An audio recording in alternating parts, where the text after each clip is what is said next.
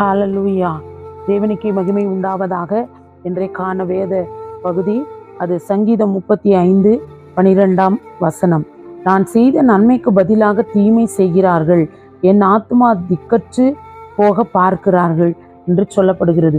நம்ம அநேகருக்கு நன்மை செய்திருக்கிறோம். நம்மை சுற்றி இருக்கிறவர்கள், நம்மளுடைய உறவினர்கள், நம்மோடு கூட பணியாற்றுகிறவர்கள், நம்மோடு கூட நண்பர்களாக பழகுகிறவர்கள், யாவரிடத்திலும் நம்ம நன்மை தான் செய்திருக்கிறோம். அநேகருக்கு நன்மை செஞ்சு ஆனால் அவர்களோ எங்களுக்கு எதிராக நின்று எங்களை பற்றி புறங்கூறுகிறார்கள், எங்களை அவமானப்படுத்துகிறார்கள், வெட்கப்படுத்துகிறார்கள், காரணமில்லாமல் பகைக்கிறார்கள், எங்களை குறித்து தவறாக பேசுகிறார்கள், எங்கள் மீது பொய் குற்றச்சாட்டு கூறுகிறார்கள் என்று சொல்லி நீங்கள் அவமானப்பட்டு நிற்கிறீர்களா?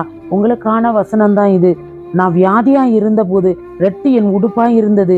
நான் உபவாசத்தால் என் ஆத்துமாவை உபத்திரப்படுத்தினேன், என் ஜபமும் என் மடியிலே திரும்ப வந்தது என்று சொல்லி நீங்கள் அவங்களுக்காக ஜெபித்திருக்கலாம், அவங்களுக்காக பிரயாசப்பட்டிருக்கலாம், பல நாள் உபவாசித்து ஜெபித்திருக்கலாம், அவனுடைய உபத்திரத்தில் நின்று பார்த்திருக்கலாம்.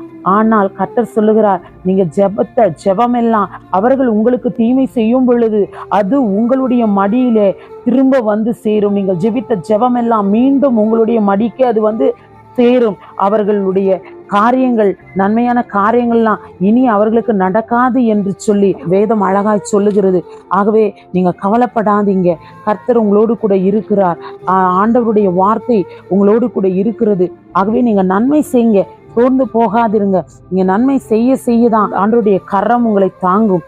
நன்மைக்கு தீமை செய்கிறவன் எவனோ அவன் வீட்டை விட்டு தீமை நீங்காது என்று சொல்லி அது நீதிமொழிகள் 17:13 நம்ம பார்க்கிறோம். அப்ப நீங்க நன்மை செய்து அவர்கள் தீமையே உங்களுக்கு செய்யறாங்கன்னா அவங்க நமக்கு செய்ய நினைத்த அந்த தீமை வந்து அவங்க வீட்டையே அது சேரும் என்று சொல்லி அழகா இந்த வேதவசனம் சொல்லுது. அதனால நீங்க கவலைப்படாதீங்க. அவங்க செய்யற தீமை, அவங்க விதைக்கிற விதையானது அவங்களையே போய் அது அறுக்கும். அதனால நீங்க கவலைப்பட வேண்டிய அவசியமே இல்லை. இதே போல நீதிமொழிகள் 11:21-27 நன்மையை ஜாக்கிரதையுடன் தேடுகிறவன் தயையை பெறுவான், தீமையை தேடுகிறவனுக்கோ தீமையே வரும் என்று சொல்லப்படுகிறது. அப்ப நன்மையை நீங்க ஜாக்கிரதையா செய்யுங்க, அதை தேடி நீங்க தயவும் பெற்று கொள்ளுங்க.